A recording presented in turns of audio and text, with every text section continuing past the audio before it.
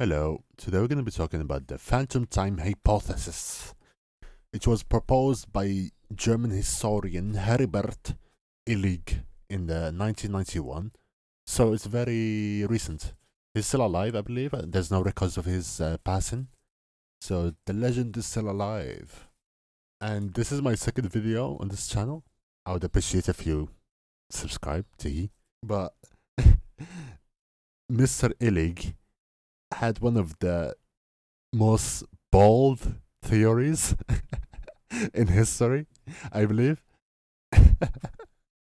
which is he said that nearly 300 years of history, 300 years, were added to the calendar. They're not real.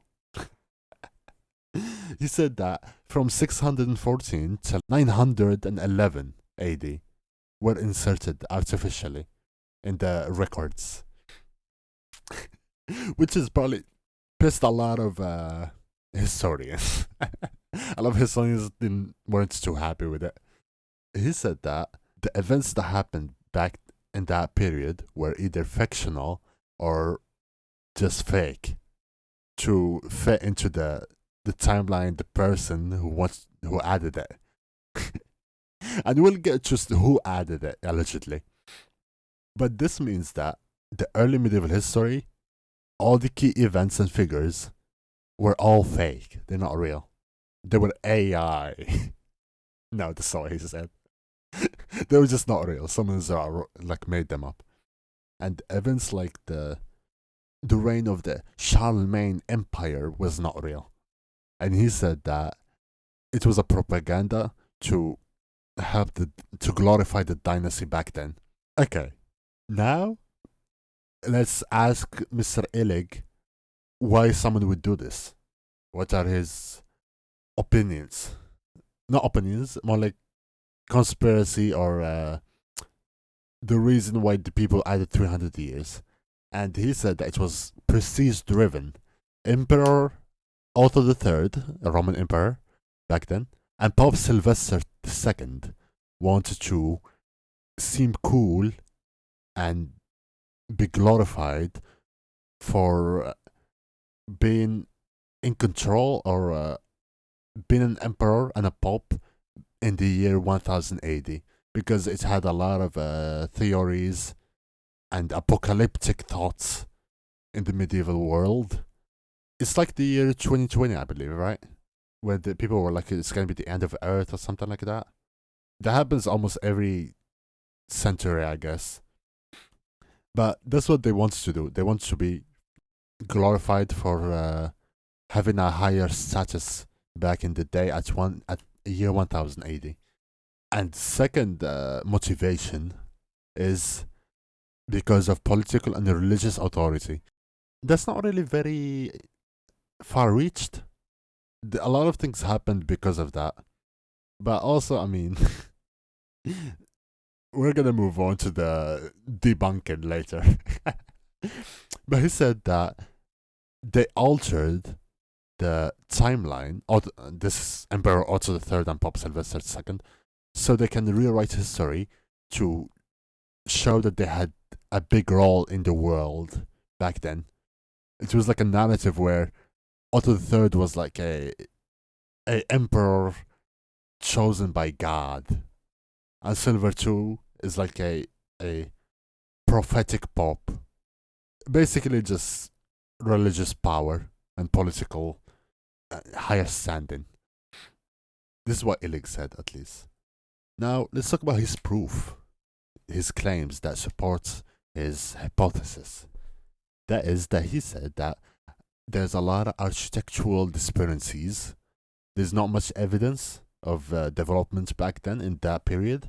He called them phantom centuries.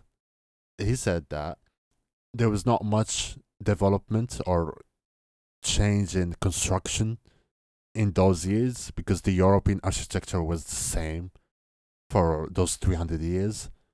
That's why he said that it was fabricated, because there's not much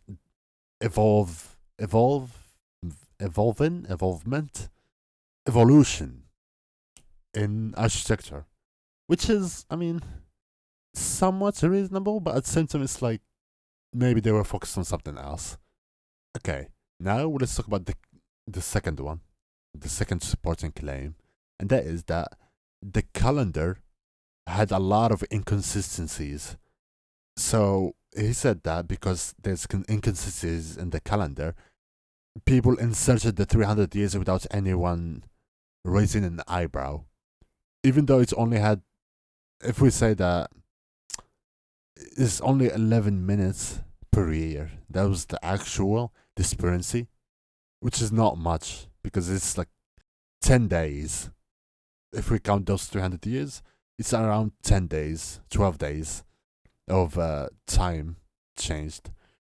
So it basically said that the calendar would be missing by 10 days in 200 years, but someone used this missing time to say that there's.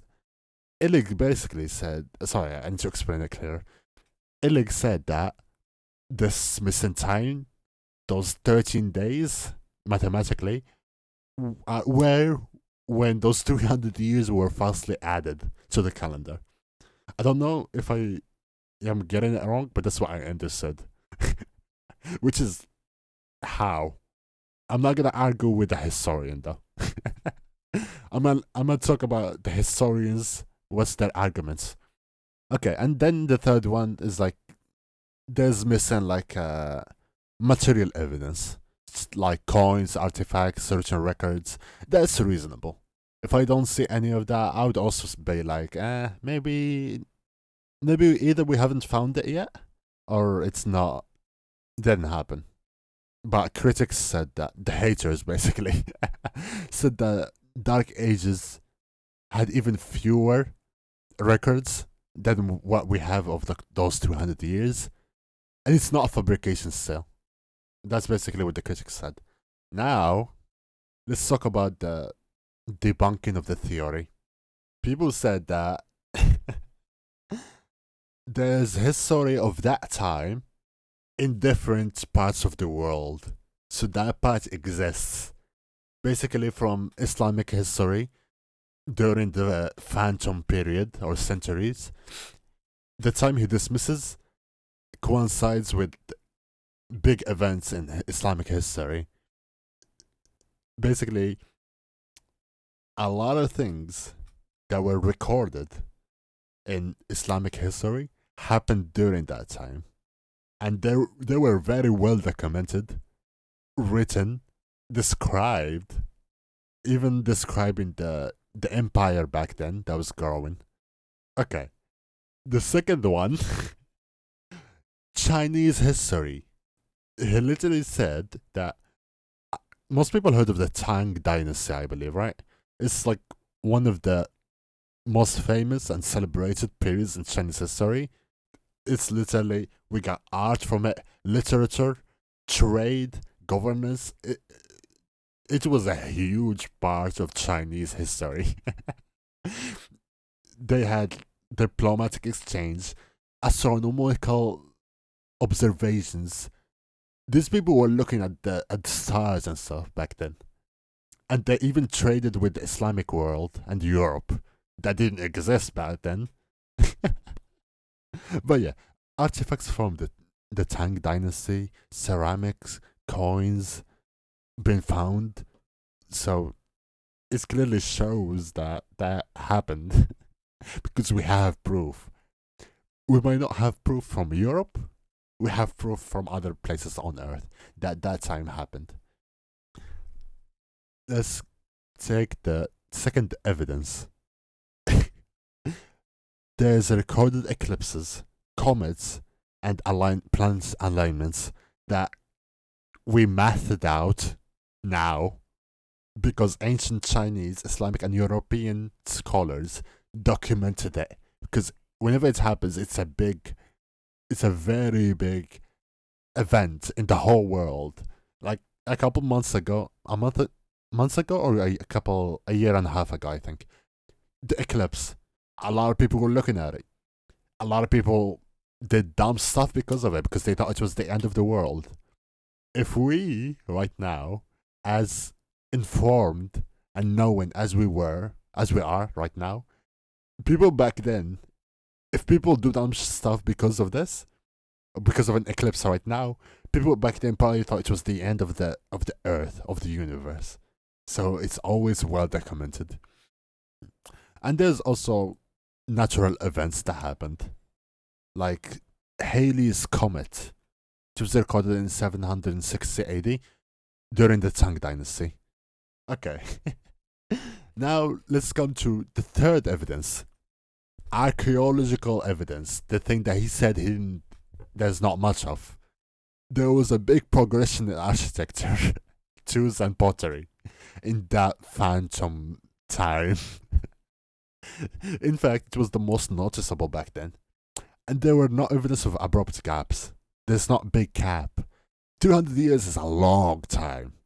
That is an insane claim. That is a wild claim.